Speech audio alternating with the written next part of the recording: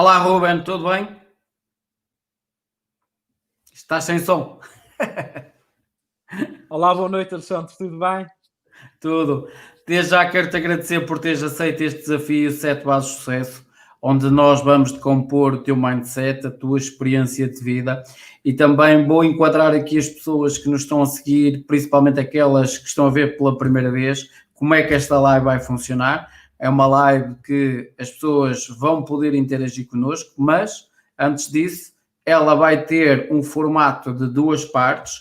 Uma primeira parte onde nós vamos abordar temas como o autoconhecimento, o propósito de vida, a disciplina, o trabalho de equipa, e depois, após um intervalo de cerca de 1 minuto e meio, vamos voltar para falar então de outros 3 temas, que são eles o networking, seja uma referência dentro da tua área e também o foco. Esta é uma live que as pessoas vão poder interagir connosco, como eu falei há pouco. É uma live que vai existir pessoas que te conhecem a ti, outras conhecem a mim, outras conhecem os dois, e mais ou menos 7 bilhões de pessoas não conhecem nenhum dos dois, e assim já estamos mais à vontade para conversar. Exato. Depois, também enquadrar às pessoas o porquê do convite ao Ruben Pacheco Correia, alguém que eu já acompanho o trabalho dele há algum tempo. E depois, para os mais atentos, se também forem ver, o Ruben tem aparecido ultimamente não só em revistas, mas também nos programas da manhã, principalmente no programa antigamente designado pelo programa da Cristina e agora a Casa Feliz.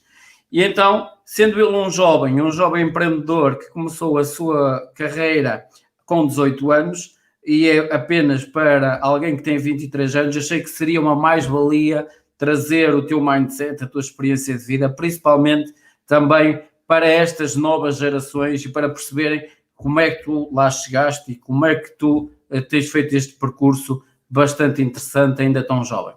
E é aqui que vai entrar a primeira base de sucesso, principalmente para quem não te conhece, que é dentro do autoconhecimento, quem é o Ruben Pacheco. Boa noite a todos aqueles que nos estão a acompanhar através desta plataforma. Em primeiro lugar, eu é que tenho que agradecer o convite e a lembrança. Ainda não nos conhecíamos, mas já tinha visto que alguns amigos meus já tiveram a oportunidade de participar neste momento também. O Alexandre Mestre, por exemplo, um deles, entre outros. Eu realmente comecei no mundo empresarial, digamos assim, com 18 anos. Vai fazer 5 anos, portanto, mas o meu percurso começou um pouco mais cedo. Aos 14 anos publiquei o meu primeiro livro, aos 15 o meu segundo, aos 16 o meu terceiro, e portanto, eu quando abri o meu primeiro negócio, já tinha 4 livros publicados, já tinha dado a volta a meio mundo a apresentar os meus livros, porque eu tenho uma boa relação e próxima com a diáspora, sobretudo a diáspora açoriana, as comunidades açorianas radicadas na América do Norte, no Canadá e nos Estados Unidos da América. E, portanto, todas estas viagens e todas estas oportunidades que eu tive de conhecer outros países e conhecer outras culturas fez com que eu também alargasse muito mais cedo os meus horizontes e olhasse para o mar dos Açores, que é onde eu sou natural de Rabo de Peixe, não é deficiência de fala, é mesmo pronúncia açoriana, micalense, da Ilha de São Miguel, olhasse para o mar dos Açores como um mar de expansão, de desenvolvimento, e olhasse para o nosso mar como e a nossa localização geográfica como uma ponte privilegiada para todo o mundo. A localização dos Açores é uma localização central entre América e Europa e, portanto, os açorianos desde muito cedo, que desde o século XV e até o século XVI, XVII e por aí adiante, que desbravaram o mar Atlântico Norte e, portanto, é este o meu objetivo neste momento, desbravar o mar que é o mundo, a divulgar a cultura açoriana, sobretudo a gastronomia dos Açores. Olha, portanto, respondendo, abri o meu primeiro negócio com 18 anos, o meu restaurante, que ainda está em funcionamento, o Botequim Açoriano. Depois abri um bar, que não foi muito bem, fechei depois. E pronto, e neste momento o restaurante faz, agora em maio, se tudo correr bem, 5 anos e tem sido um desafio muito interessante. Surge-me aqui 2 questões bastante interessantes enquanto estavas a falar isto tudo, porque primeiro eu sabia que tinhas 5 livros editados, não sabia era que tinhas começado tão cedo. Como é que nasce esta tua veia pela escrita? Lembras-te? Perfeitamente. Eu, desde muito cedo que gostei de ler e de escrever. Sobretudo de ler. O primeiro contacto que tenho com os livros é realmente através da leitura. Só depois, mais tarde, é que se desenvolveu em mim. Mais tarde, que é cedo, na verdade, aos 14 anos, é que se desenvolveu o gosto pela escrita. Um, eu contei recentemente esta história à revista Nova Gente, já que falaste das revistas. Eu, quando na primária, sobretudo na primária, eu sempre tive este porte atlético, digamos. Sempre fui um menino muito mais forte, sobretudo porque a minha mãe e a minha avó são chefes de cozinha e, portanto, nasci entre boas panelas, como se costuma dizer, e eu sou, de certa forma, a escultura da minha família, e, portanto, sempre fui um pouco discriminado. Não gostava de ir correr nos recreios, nos intervalos, de ir jogar à bola, e sofri imenso bullying, levava porrada, chegava à casa com as calças rotas, rasgadas, aconteceu imensas vezes mesmo, e comecei a refugiar-me na biblioteca. Comecei a ler, na altura, Alice Vieira, Isabel Magalhães, Isabel Alçada e Ana Maria Magalhães, entre outros, a Sofia Melbrenner também, contos infantos-juvenis, e a certa altura a biblioteca, como não era muito grande, eu já tinha lido os livros todos da biblioteca e sentia que também podia começar a contribuir com histórias minhas. E o meu primeiro contacto com a parte da escrita foi reescrever os contos que eu lia. Na altura, o escrito, depois fui amadurecendo nos gostos literários, e na altura tinha e ainda continuo a ter como referência literária portuguesa mais contemporânea José Saramago. E o José Saramago escreveu uma só obra infanto-juvenil, que era A Maior Flor do Mundo.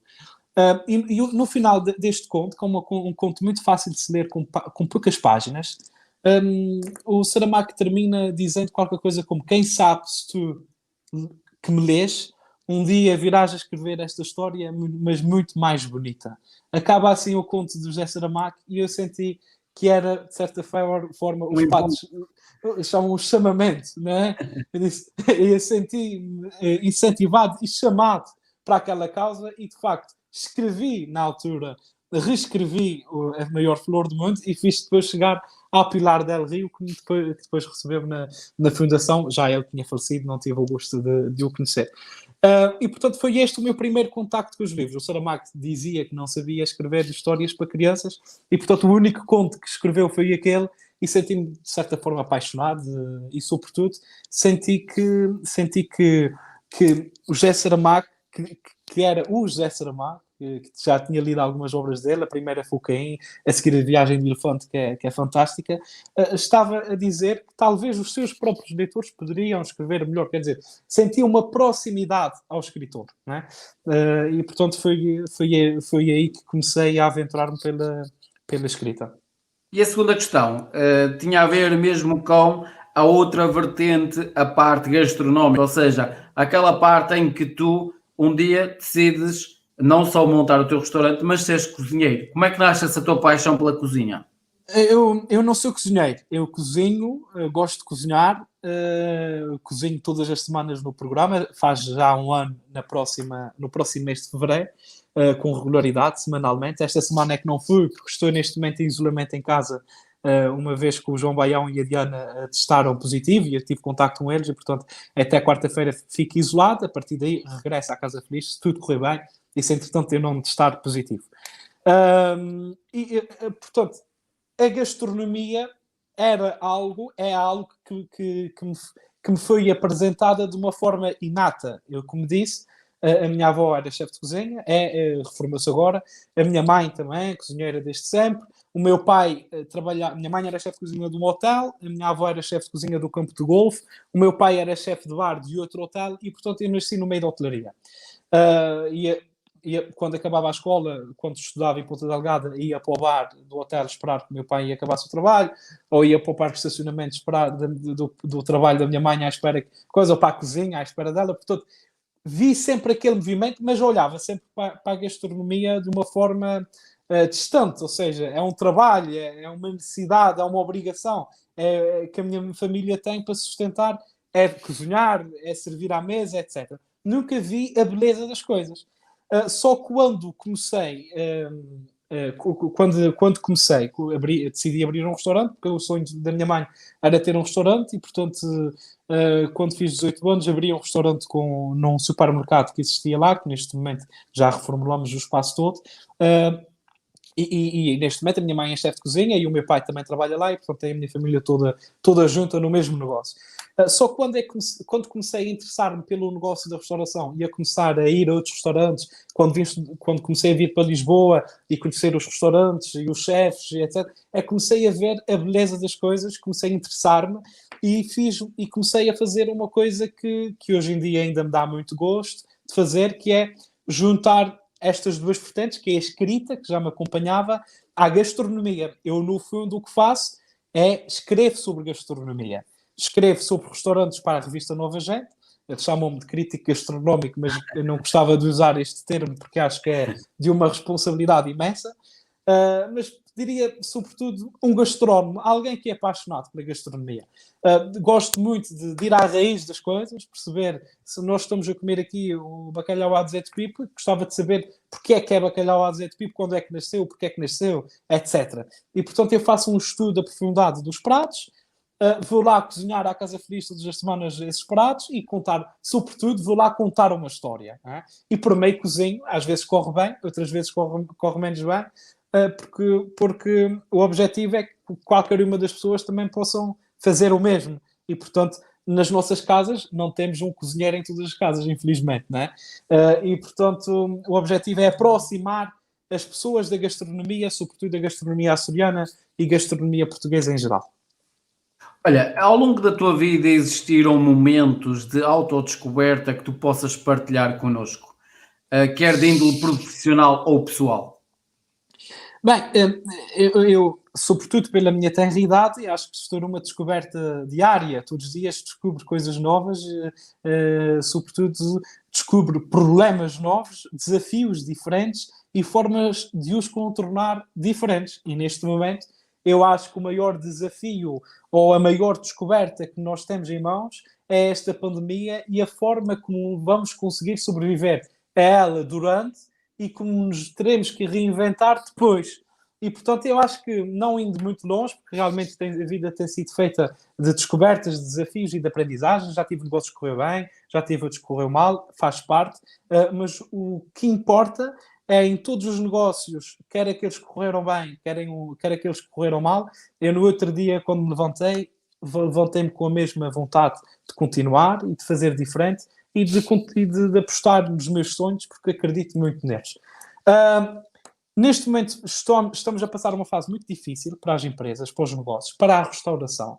Eu faço parte de um movimento de empresários de Açores, que já são mais de 80 empresários, que representam já quase 1000 postos de trabalho na região, em que a iniciativa partiu da minha parte em elaborar um plano com medidas de apoio específicas à restauração para apresentar ao Governo.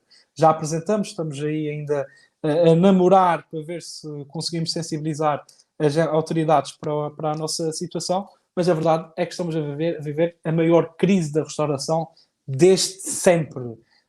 Porque já tivemos outras crises em Portugal. Em 2008 tivemos uma última mais recente, mas mesmo com as crises que havia em Portugal, tínhamos sempre alguém que nos visitava. Portanto, a restauração safava-se, não era com os locais, era com os estrangeiros, conseguia sempre sobreviver. Neste momento, nós temos as pessoas fechadas em casa e outras que nem podem visitar o nosso país. Portanto, temos os restaurantes fechados. Temos um primeiro-ministro que diz que não é seguro estar num restaurante. Ele deve dizer isso com algum fundamento. Não estou a criticar aquilo que ele diz. O resultado disto é que as pessoas não saem, não vão aos restaurantes, não há turismo, os restaurantes são fechados.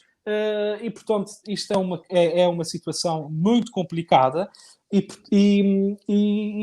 tenho a certeza, infelizmente, que nem todos vamos conseguir sobreviver a esta fase, mas quem conseguir descobrir, se reinventar, era isto que eu estava a dizer, vai conseguir ultrapassar. E cada um reinventa-se à sua maneira. Eu não fazia takeaway, estou a fazer takeaway. Tinha outro tipo de preços, tive que reajustar os preços à realidade. Portanto, estou a fazer, como se diz em Portugal, a tentar fazer das tripas coração para manter, sobretudo, os meus postos de trabalho, porque a maior parte das empresas portuguesas são microempresas. E, portanto, as microempresas, os funcionários não são número, são família. Portanto, temos que ter essa sensibilidade, porque um restaurante, em geral, não é um número, não é uma grande empresa, à exceção dos McDonald's da vida, são sim famílias. E, portanto, passamos a ter um problema social, que são as famílias no desemprego, né? E acho que esta digamos, o maior desafio que eu já apanhei na minha vida e que espero poder superar. Olha, ao longo destes 23 anos, tiveste algum pensamento que transformou a tua vida para sempre? Todos os dias tenho pensamentos que, de certa forma, transformam a minha vida. Eu, aos 14 anos, quando decidi publicar o meu primeiro livro, sem a revelia do conhecimento dos meus pais, eu mudei a minha vida neste dia. E a partir daí, com a publicação dos meus outros livros, fui sempre mudando. Todos os dias eu acho que estou a mudar a minha vida. Quando abri o meu primeiro restaurante, mudei a minha vida. Quando comecei a escrever para a revista Nova Gente, mudei a minha vida. Portanto, a minha vida está a ser feita de constantes mudanças. Quando fui ocasionalmente ao programa da Cristina, no dia 14 de fevereiro de 2020, apresentar o meu último livro sobre a gastronomia dos Açores, mudei a minha vida, ou de certa forma alguém mudou a minha vida, porque passei a ter uma participação televisiva que até então não tinha e nem me passava pela cabeça. E, portanto, a vida é feita de mudanças e de muitas surpresas, e a verdade é que também, modéstia à parte, tenho sabido executar aquilo que eu quero. Toda a gente tem sonhos. O que é mais difícil é transformar os sonhos em realidade. E eu tenho conseguido fazê-lo, seja na literatura, seja nos negócios, com ou sem sucesso. O que interessa é que os sonhos, ou bem ou mal, se concretizam e depois os resultados finais, como dizia o outro treinador, como é que era? Só no fim do jogo. Prognósticos, só no fim. Neste caso, só no final dos sonhos. E, portanto, a minha vida tem sido feita de mudanças e ainda bem que é assim, porque eu gosto de desafios. Ruben, que sendo tu um jovem, como é que surge o convite para tu estares semanalmente num programa das manhãs? Pois, eu como disse, fui lá falar do meu último livro, do Comer à Moda dos Açores. Foi das primeiras vezes que eu cozinhei na vida, foi no programa, em direto, aquela vez. Tive que treinar a receita no dia anterior. A minha mãe, eu estou a viver em Lisboa parcialmente, porque também estou a tirar o curso de Direito. E, portanto, eu fui lá cozinhar pela primeira vez. A seguir, parece que aquilo correu bem. A Cristina chamou-me na semana a seguir, desafiou-me a voltar na semana a seguir. Voltei, depois voltei 2 semanas depois, 3 semanas depois, e agora já eu acho que já faço parte da prata da casa. Da mobília. Exatamente, da mobília da casa. Continuei na transição. Agora também tenho, porque como digo, esta parte da gastronomia. Eu não sou cozinheiro, não sou chefe de cozinha.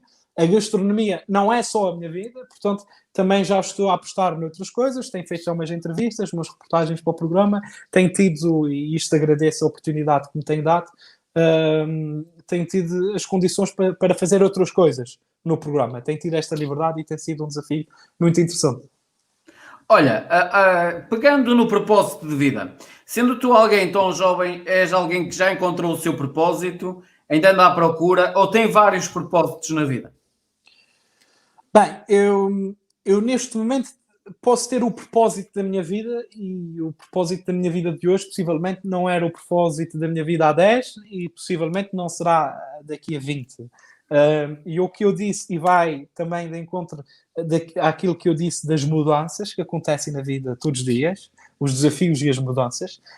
Neste momento, o meu propósito é este, é o que eu estou a fazer, mas sempre à busca dos próximos. Portanto, os propósitos também vão mudando. Camões dizia bem, nos Lusíadas, mudam-se os tempos, mudam-se as vontades, não é? E, portanto, eu também, enquanto o tempo vai mudando, eu também vou mudando de vontades e vou já somando os cromos na minha caderneta e querer conquistar outros, certamente. Olha, a próxima questão que eu te vou colocar, Ruben, visa ajudar algumas pessoas que estão a passar uma dificuldade atual, mas que tu já passaste, tu já superaste, tu tomaste uma consciência, é com algumas dicas tuas estas pessoas também possam tentar superar o momento atual delas. Atenção que a questão que eu te vou colocar a seguir é uma questão que eu coloco a todos os meus convidados com um objetivo. Nunca, primeiro, colocar os meus convidados numa situação delicada, e por isso é que eu digo algo do passado superado e ultrapassado e que possa ser partilhado.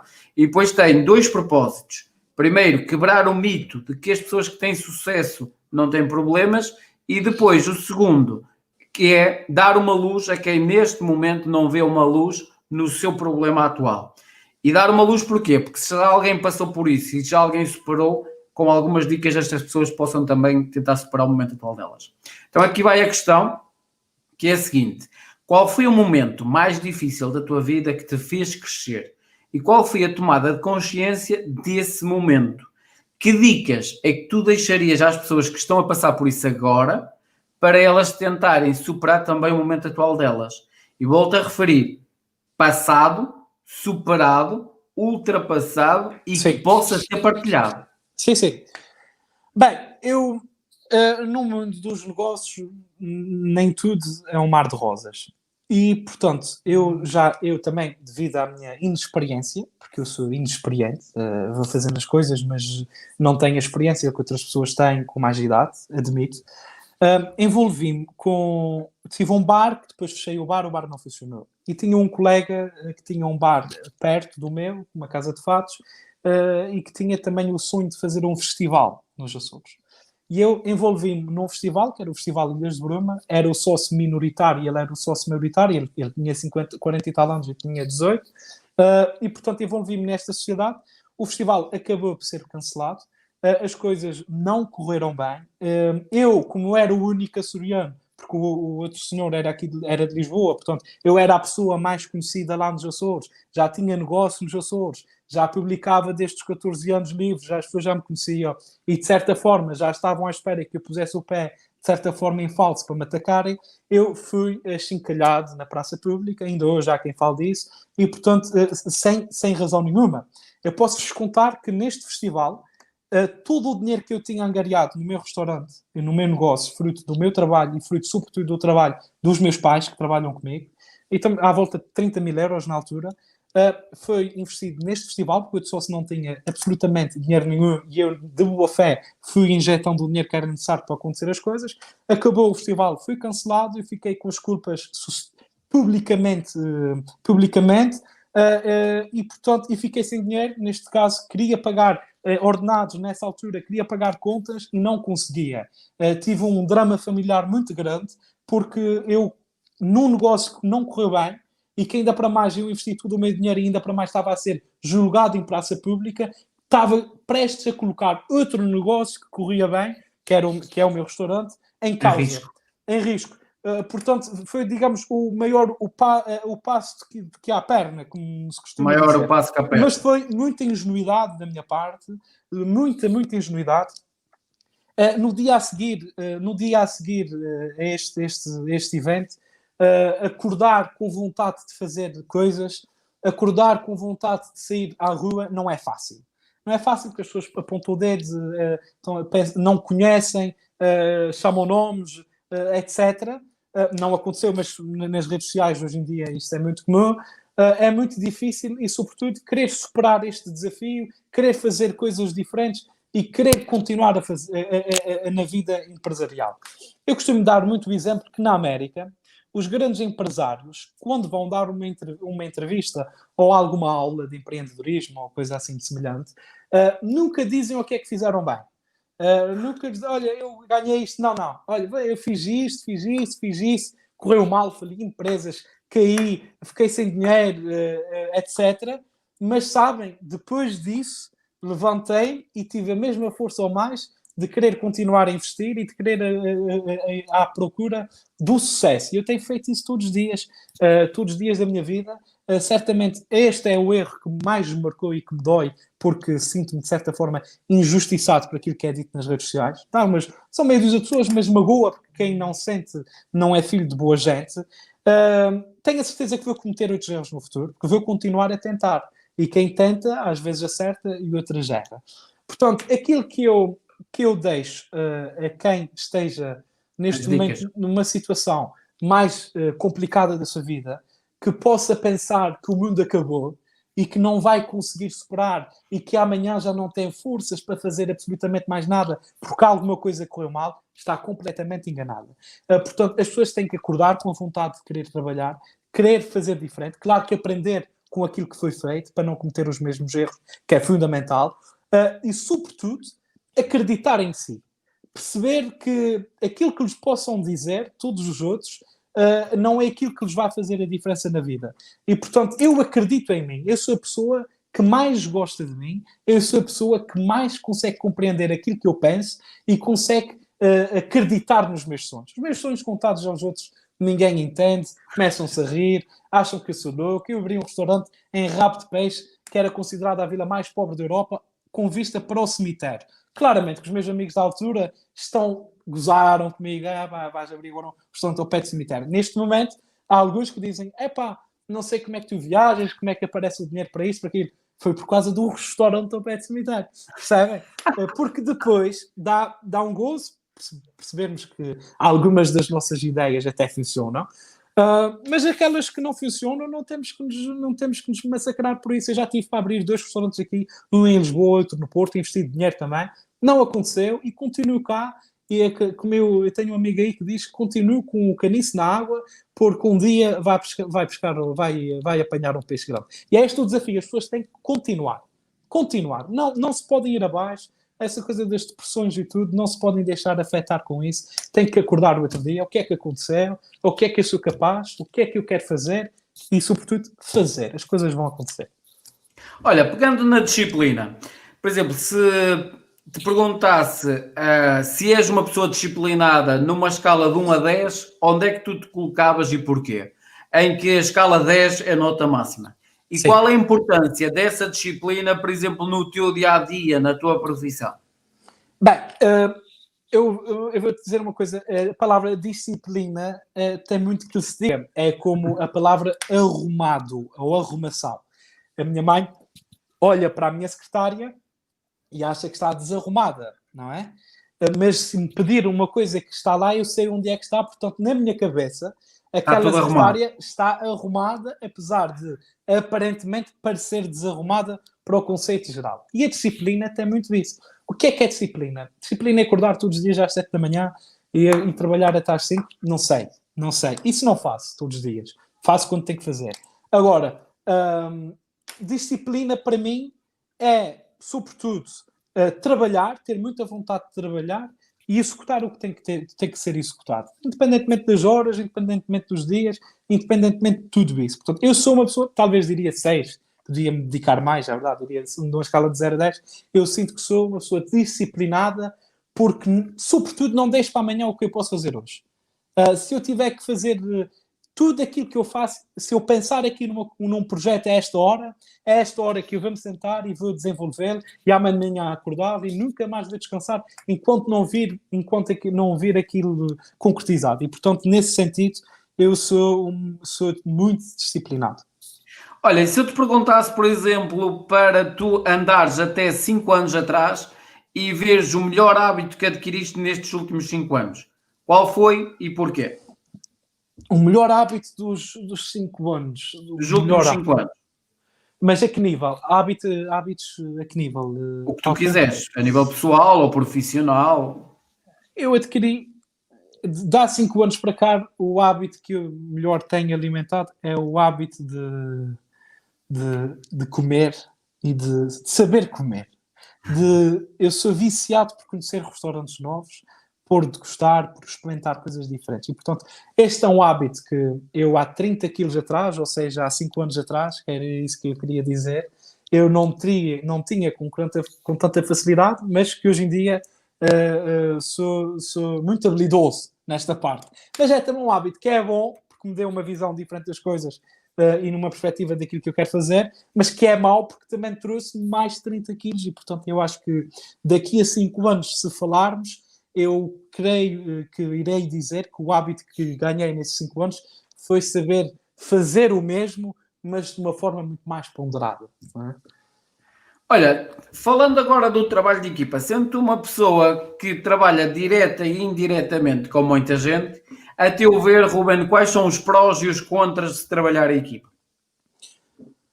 Bem, trabalhar em equipa é fundamental, porque nós não conseguimos fazer as coisas todas que queremos sozinho, e eu tenho um bocadinho este problema. Sobretudo porque às vezes não conseguimos encontrar a equipa que consegue compreender aquilo que pretendemos. E isto é os designers são muito assim. É quando idealizo um projeto e que eu preciso de um designer e tenho muita dificuldade em encontrar alguém que esteja a pensar como eu, ou a olhar para o produto como eu. E, portanto, o mais desafiante, equipas são fundamentais para se trabalhar. Não se trabalha sem equipas. Aliás, o segredo de um bom empresário é saber delegar, não é concretizar. Porque se tiver a concretizar, se eu tiver a lavar pratos no meu restaurante, nunca mais eu saio do restaurante e nunca mais vou conseguir desenvolver. Portanto, eu vou ter que arranjar alguém que saiba lavar bem pratos para saber delegar e eu continuar a minha vida. E, portanto, é sobretudo encontrar uma equipa à nossa altura, uma equipa que pense e que execute da forma como nós pensamos. Acho que o maior desafio dos empresários e aquilo que faz de um empresário, de um grande empresário, de um pequeno empresário, é realmente encontrar as equipas certas, encontrar as pessoas certas. As pessoas são fundamentais para o nosso crescimento. Olha, nas diversas áreas que tu estás, tu és uma pessoa que gosta de receber feedback dos teus superiores, dos teus colegas, dos teus clientes, e se sim, para quê? Claro. Eu costumo dizer que eu escrevo, sobretudo na escrita. Imagino, se eu envio os meus textos, gosto de enviar a pessoas conhecidas que eu tenho consideração. Olha, o que é que achas disso? Se esta pessoa, ao terceiro texto, diz-me, está tudo muito bem, adorei, nunca mais volto a pedir a esta pessoa. Gosto que me critica, gosto de saber o que é que está menos bem, e portanto prefiro uma opinião honesta do que uma simpatia desonesta, digamos assim. E portanto, eu tenho a minha madrinha que é escritora também, Gabriela Silva. Conhecia em Toronto, quando eu tinha 14 anos e fui lá apresentar o meu primeiro livro. A minha madrinha Gabriela ia apresentar o seu 20º livro, quase, à Semana Cultural dos Açores, e cruzamos-nos no aeroporto. Portanto, foi um encontro giro e a partir daí ficamos com uma relação familiar. Foi a minha madrinha de corismo, é a madrinha de batizado do meu irmão e, portanto, está entre as 4 mulheres mais importantes da minha vida. As minhas avós, a minha mãe e a minha madrinha. E a minha madrinha tem um estilo que é, eu quando mando para ela, envio um texto, imagina, ou uma ideia, está sempre tudo perfeito. Está ótimo, isso está lindo, maravilhoso, és ótimo. Nunca mais envio nada para pedir a opinião da minha madrinha, porque prefiro enviar para alguém que diga, olha, Ruben, talvez se fizesse assim, assado, gosto de ouvir as críticas, gosto de, depois das minhas participações televisivas, tenho 2 ou 3 pessoas que eu admiro, que falo e pergunto e que só me criticam, mas gosto disso. Gosto porque é a única oportunidade, com as recomendações, com as críticas, com as sugestões, de eu ter de crescer, de aprender e de fazer diferente. Senão vou cometer o mesmo erro a vida toda e, portanto, vou ser um medíocre daqui a 20 anos. O que eu quero daqui a 20 anos, eu quero ser diferente daquilo que sou hoje. Eu acho que hoje sou bom, mas daqui a 20 quero ser melhor, porque vou aprender e é com as outras pessoas, é em comunidade que se aprende. Mas hoje sou melhor do que aquilo que era com 14 anos. Escrevo melhor. Não consigo ler o meu primeiro livro. Compreendo? Eu olho para o meu primeiro livro e fiquei envergonhado e quero tirar do mercado para ninguém mais ler. Mas já estou, quando me perguntam qual é o livro que tu gostas mais, dos teus, que publicaste, é sempre o último, que é o mais recente. E se for um ano, e se passar um ano ou 2, eu já nem recomendo aquele. Eu digo, é o próximo. O próximo livro há de ser o melhor. Pronto. E, portanto, gosto de ser criticado, mas construtivamente. Não é como a gente hoje em dia com as redes sociais, a crítica está à distância de um teclado de pessoas que não têm muita noção das coisas, não é? Pronto. Mas faz parte do crescimento. Pegando naquilo que falaste há pouco de a possibilidade de um dia mais tarde acabares por vir abrir também outros espaços. Sim. Vamos imaginar que a tua equipa está a crescer e que tu terias que recrutar pessoas para trabalhar contigo. Que tipo de características é que estas pessoas têm que ter para trabalhar contigo? E para que as coisas funcionem bem? Porque há bocado falavas naquela questão da equipa, encontrar a equipa certa para se trabalhar. Mas que tipo de características é que estas pessoas têm que ter? Eu não quero ser mal interpretado por quem nos ouve, mas eu diria que, sobretudo, a vontade de trabalhar. Eu, quando vou entrevistar alguém para algo, agora menos, mas para alguém que eu queira contratar, ah, e quando esta pessoa começa, e horários, e isto, e folgas, e férias, e começa já a exigir, E sem ainda querer, nem começou a trabalhar. ainda nem começou a trabalhar, ou quem ainda nem sabe bem o que é que vai fazer e já está a pôr as condições todas. Portanto, eu acho que tem que haver um equilíbrio entre patrão e funcionário, empregador e empregado, de maneira a que, sim, ok, primeiro tem que mostrar aquilo que eu valho, não é? E o que eu admiro muito nas pessoas é a vontade e a disponibilidade para trabalhar, não é? Gosto de pessoas que respondem na hora, mesmo que não possam ou que não saibam, que me digam. Não gosto de esperar, ok? É quando ligo para alguém, gosto que me atenda, ou pelo menos mando uma mensagem, não posso atender. E, portanto, de um trabalhador, o que eu espero é isso, é espírito de trabalho, espírito de entrega à nossa causa, à nossa empresa, são as duas características fundamentais. Olha, e quando tu estás a recrutar alguém, o que é que tu valorizas mais? O coeficiente de inteligência ou o coeficiente emocional? Bem, é uma pergunta difícil. Não se consegue fazer uma avaliação in loco disto, assim, desta maneira. Se é inteligente, se tem uma estabilidade emocional. É difícil nas entrevistas de trabalho. Mas volto a repetir que eu acho que o fundamental é ter.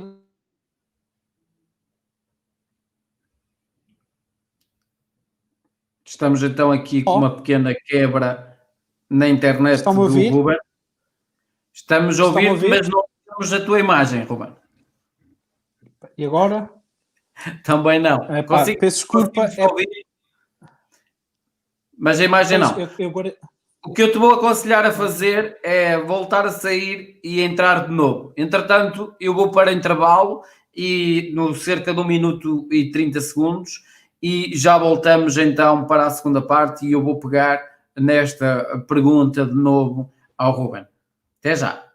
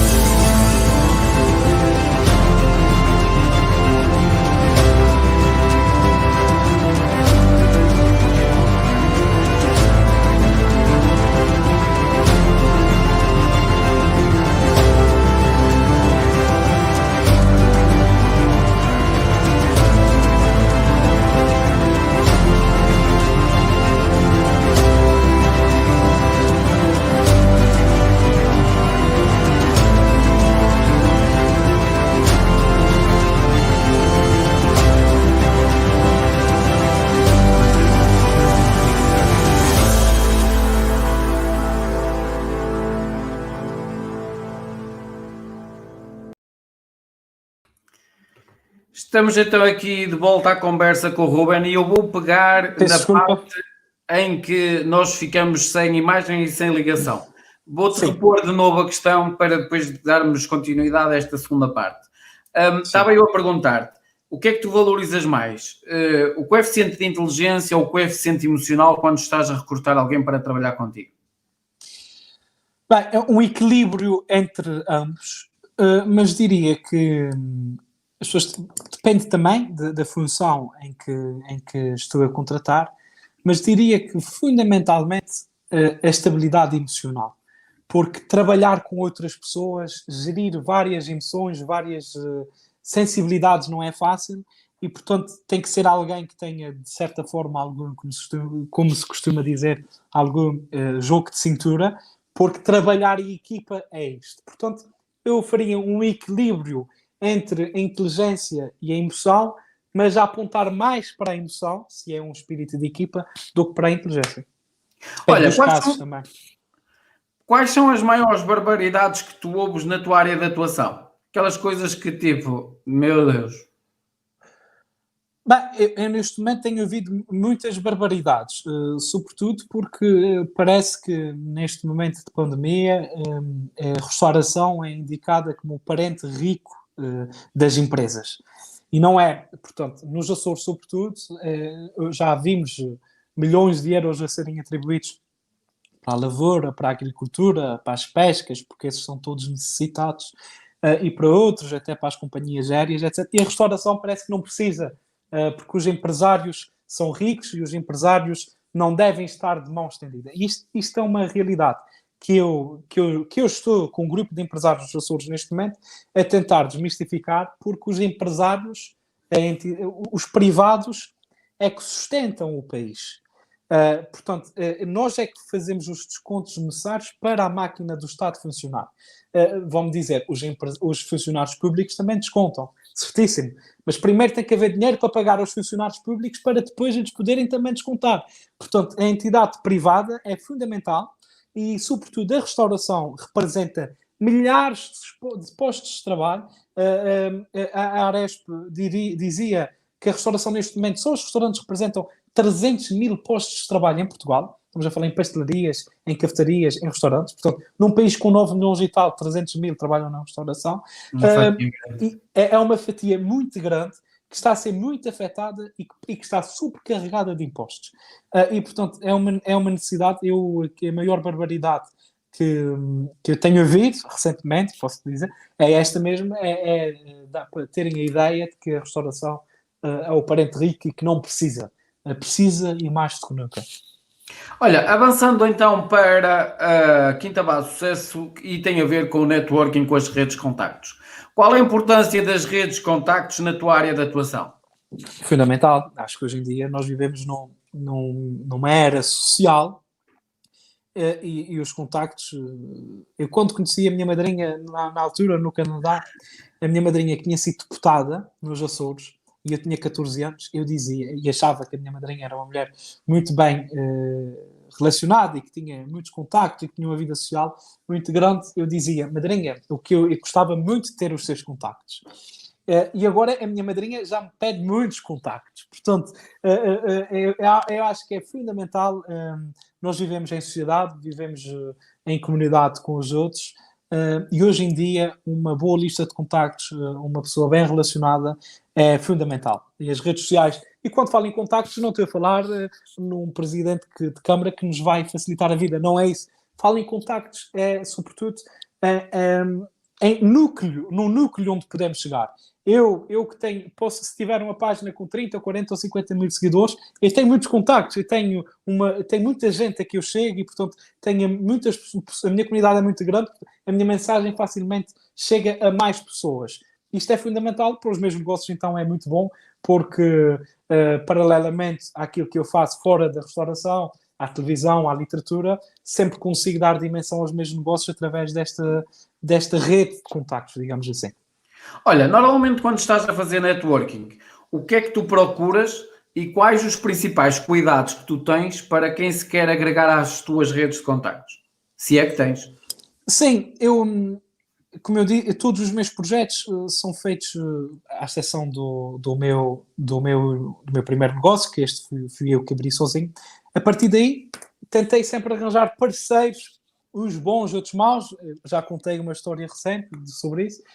Parceiros para me ajudarem a evoluir, pessoas com mais experiência em determinadas áreas para me poderem aconselhar e ajudar. E neste momento vou lançar, por exemplo, o meu site, que ainda não tenho, e o meu site vai ter uma loja online e nesta loja vamos ter vários produtos meus. Vamos lançar uma pimenta da terra com produtos de Açores específico, em parceria com a Paladinho. Vamos lançar Vão ver, vamos lançar muitas coisas.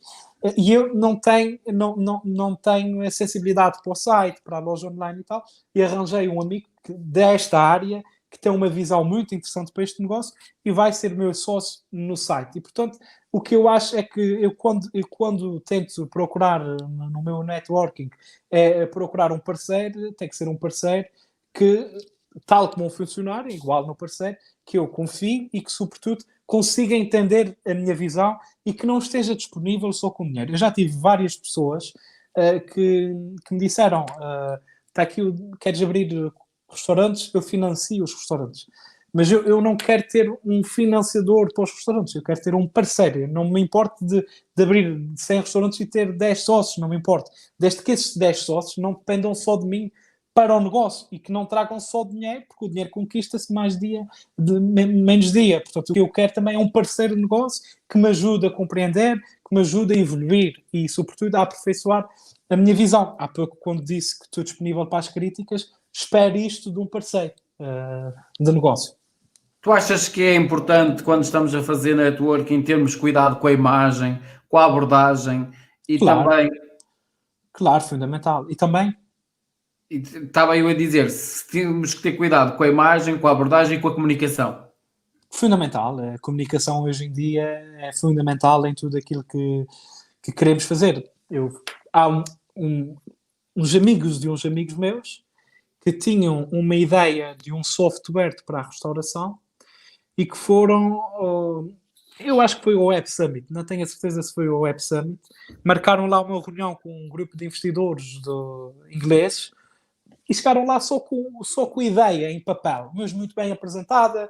Eles levavam as coisas muito de fácil compreensão, falavam muito bem inglês, tinham as redes muito bem trabalhadas e, portanto, chegaram lá, apresentaram a ideia, na semana a seguir estavam lá a fechar um contrato de 15 milhões de euros em Londres. E não existia nada, existia uma ideia. Mas a forma como eles apresentaram, desenvolveram o conceito e, de certa forma, comunicaram, a facilidade da comunicação deles com o investidor, fez com que fechassem um negócio de 15 milhões que vai mudar a vida deles agora. Um software de gestão interna de restaurantes, de hotéis, de folhas de custo. A ideia está muito bem feita e quando sair vai ser muito interessante. E, portanto, acho que a comunicação é fundamental. Hoje em dia, a comunicação é fundamental, volto a repetir. Vivemos num mundo em que as redes sociais dominam, de certa forma. Nós, dependente de cada um dos trabalhos, temos de ter também cuidado com uma forma como nos apresentamos através das redes sociais, porque a rede social fica para sempre. Hoje em dia há empresas que, antes de contratar as pessoas, vão pesquisar os perfis de Facebook, os perfis de Instagram e, portanto, temos que ter as coisas muito bem organizadas. É verdade, isso acontece em muitas grandes empresas. Até. E, portanto, acho que a comunicação é fundamental para o sucesso. Olha, e pegando seres uma autoridade / referência no que tu fazes, algum dia imaginaste chegar ao patamar que chegaste com 23 anos? Superaste muito as tuas expectativas ou estás muito aquém daquilo que um dia imaginaste? Bem, eu sempre sonhei grande. Eu costumo dizer que as minhas metas são sempre muito longínquas de atingir, mas não me interessa, porque o que me interessa é ir marcando pontos. O caminho é longo, mas para eu ter aquele destino, eu não fico por aqui. Eu quero ir mais além. Posso não lá chegar, mas certamente vou marcando pontos e vou chegar mais além do que aquilo que eu poderia imaginar. E, portanto, eu neste momento, com 23 anos, sinceramente exigia mais de mim. Acho que há coisas que podiam ter acontecido e que não aconteceram. Estou muito bem. Acho que para alguém da minha idade tenho feito acontecer coisas que não são muito normais, mas dado o meu envolvimento já no mundo dos negócios e o tempo que eu já estou na vida pública, digamos assim, desde os 14 anos nos Açores e agora mais recentemente no continente, já exigia. Aliás, eu olho para a minha vida de hoje e não sinto que esteja realizado. Bem pelo contrário, acho que exige mais de mim, acho que posso fazer mais e acho que, pronto, tenho, sobretudo, tempo para isso. Quais são as tuas 3 maiores referências a nível mundial de qualquer área e porquê? Acho que tivemos uma quebra com o Ruben, ficou Fora, Opa, já está aqui isto- de novo. Peço desculpa, isto não está fácil. Sem stress. Eu coloquei aqui não incomodar e não sei como é que as chamadas estão a entrar. O pessoal está-te a ver e está todo. Queremos incomodar. Exato. Então, quais são as minhas três?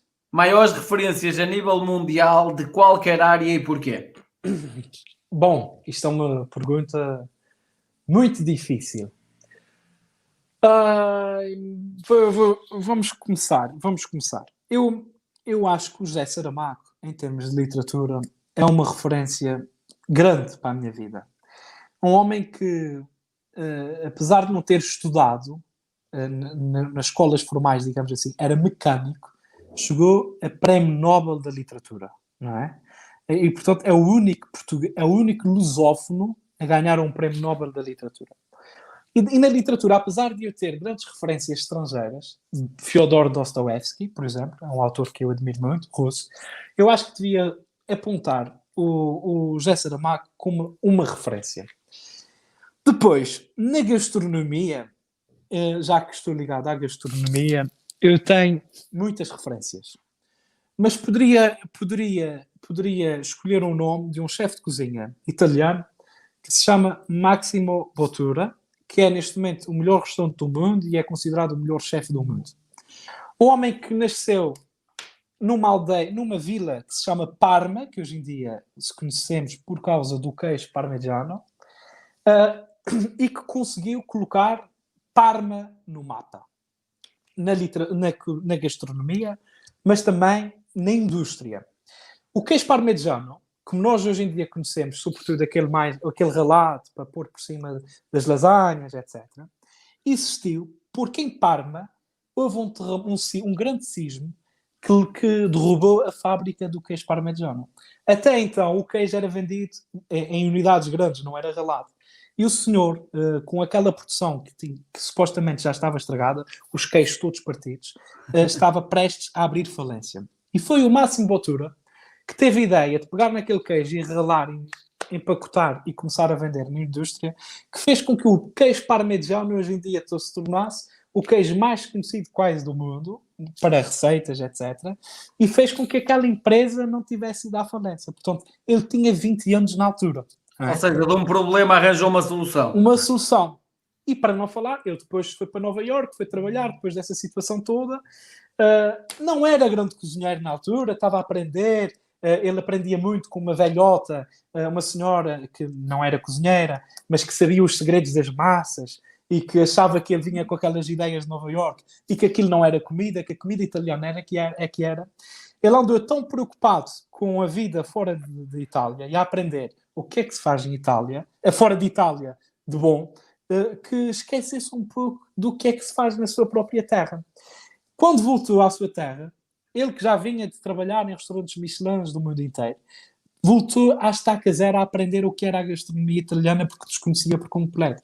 Então abriu um restaurante que é La Osteria Francescana, em Parma, que é uma cozinha, pegar na gastronomia italiana e diversificá-la.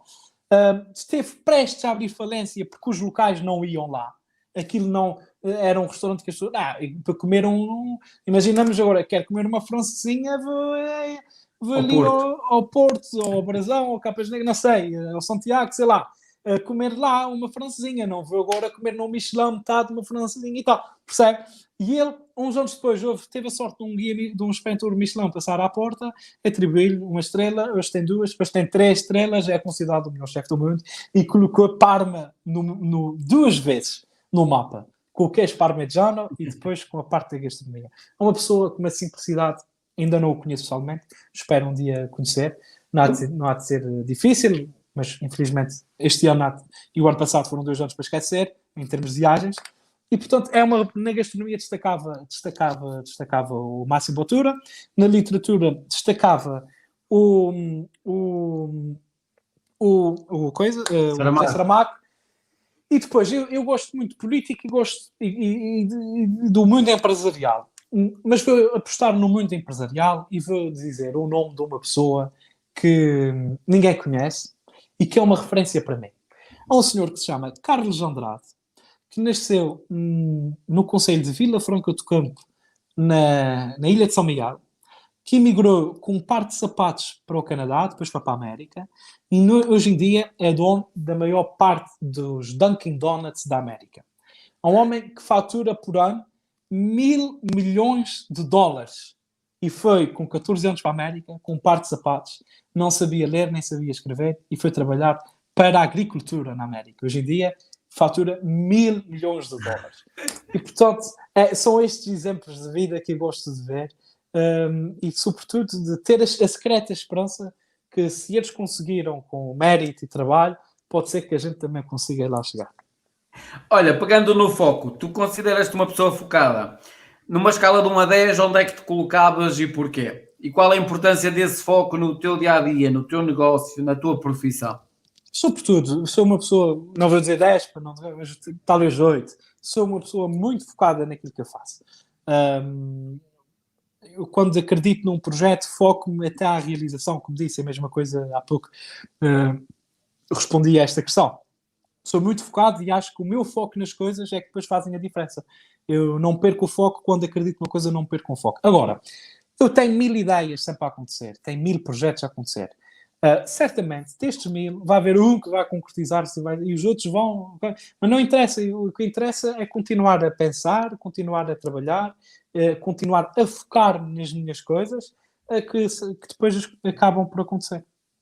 Olha, e pegando numa variante do foco que é o hábito, e também nessa variante que tem a ver com o hábito, diz-me uma coisa, tu és uma pessoa que, por exemplo, tens por hábito dizer não ao que te faz perder tempo, Completamente.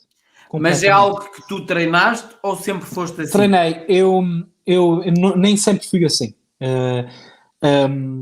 Ao longo das nódoas negras que vamos apanhando na vida, é que fui aprendendo que eu tenho que começar a dizer que não.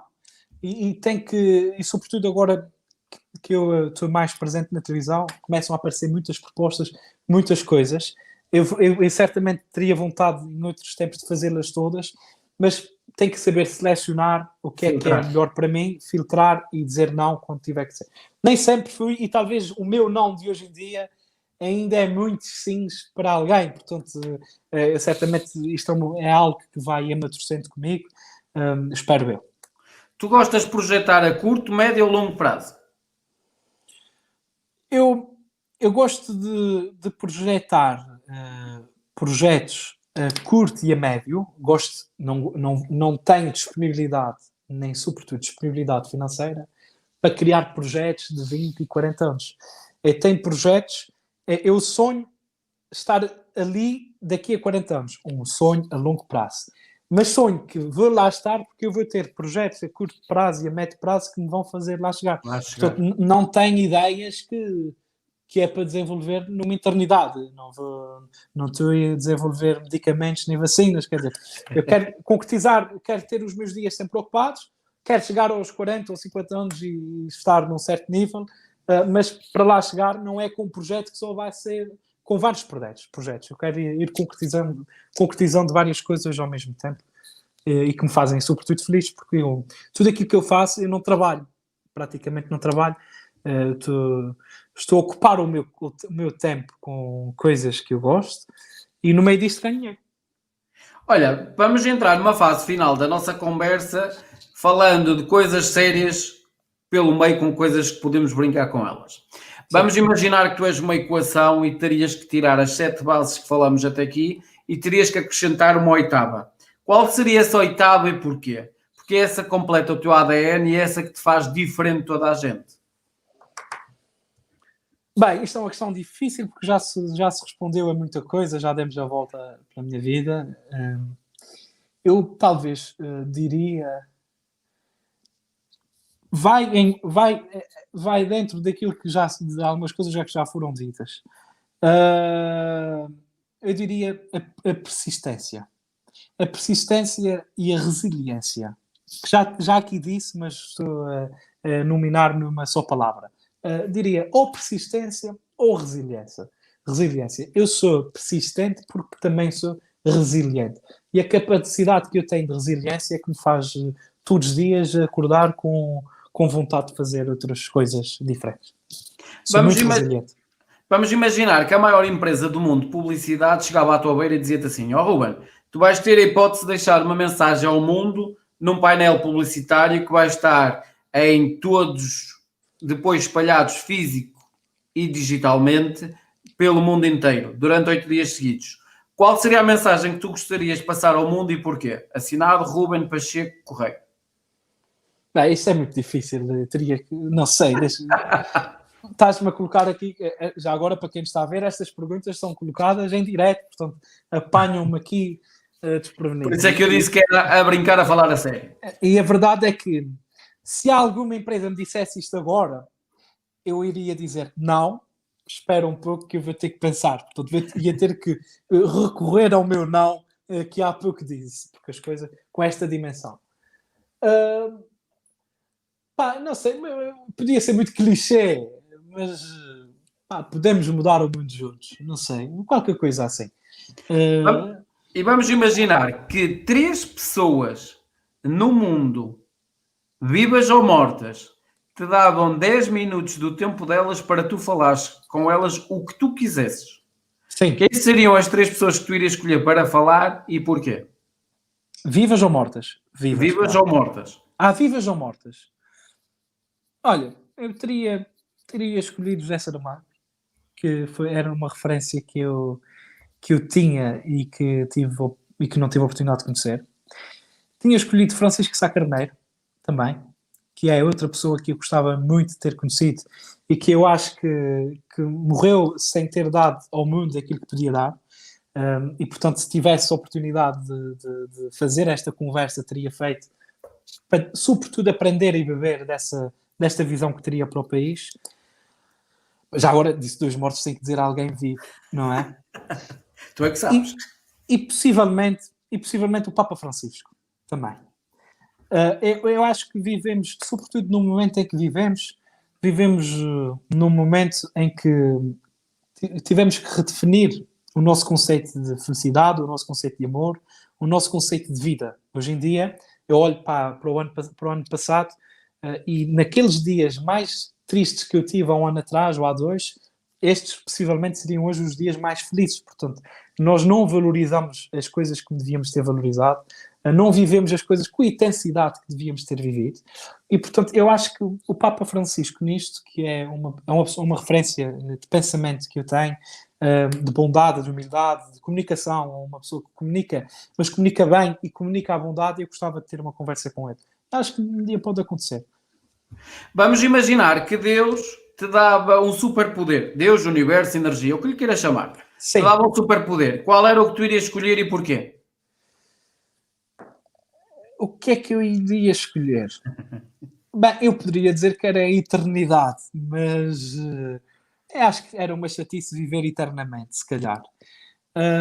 E, portanto, para viver intensamente os anos que me cabem, a omnipresença, talvez.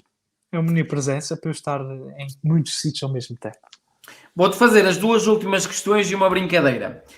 Então, uma tem a ver com o seguinte. Vamos imaginar que só tinhas 2 hipóteses. E vou nivelar isto pela média nacional em Portugal de salário mínimo. Ou seja, ou salário médio, assim é que é. Vamos supor que só tinhas 2 hipóteses de escolha. Ou receber anualmente 15 mil euros a fazer o que tu gostavas, ou 20 mil euros a fazer o que tu não gostavas. Qual seria a tua escolha e porquê?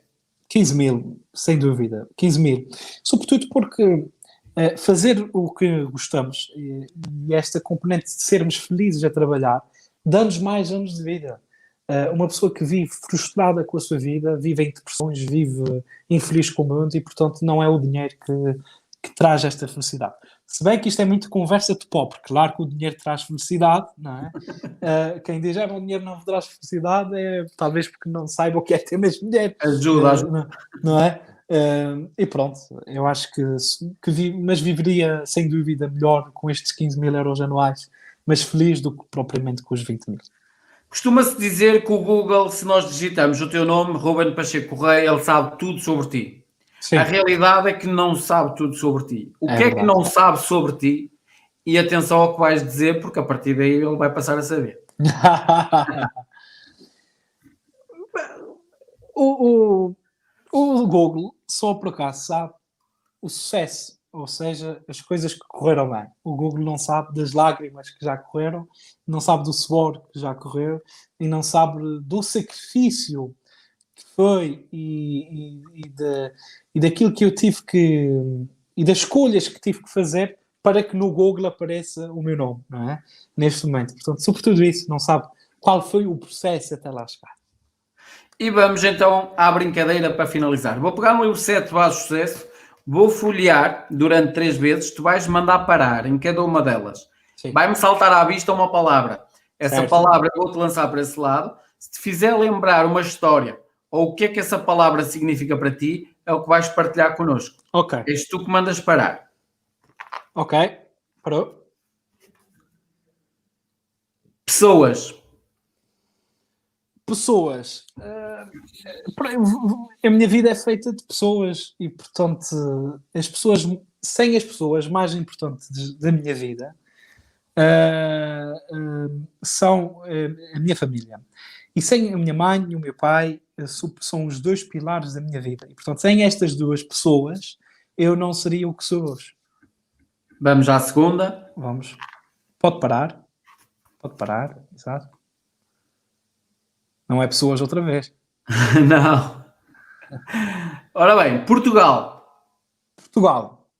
Portugal. Uma história para contar em Portugal, não é? Talvez, pode ser. Vamos pensar. Dá-me só aqui um momento para escolher e filtrar aquilo que eu vou dizer. Mas olha, na gastronomia, já que não vamos falar em coisas concretas na gastronomia. Há uma receita que hoje em dia nós usamos muito em Portugal, que é o Beef Wellington, que às vezes as pessoas não têm conhecimento e que nasceu em Portugal.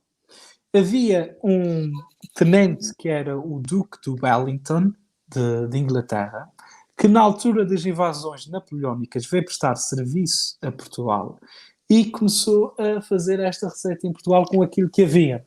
E, portanto, dedicava esta receita à palavra Portugal. E vamos à última. Pode parar? Mentoria. Mentoria, eu diria que a mentora, além dos meus pais, já falei, a mentora da minha vida é a minha madrinha, a Gabriela Silva.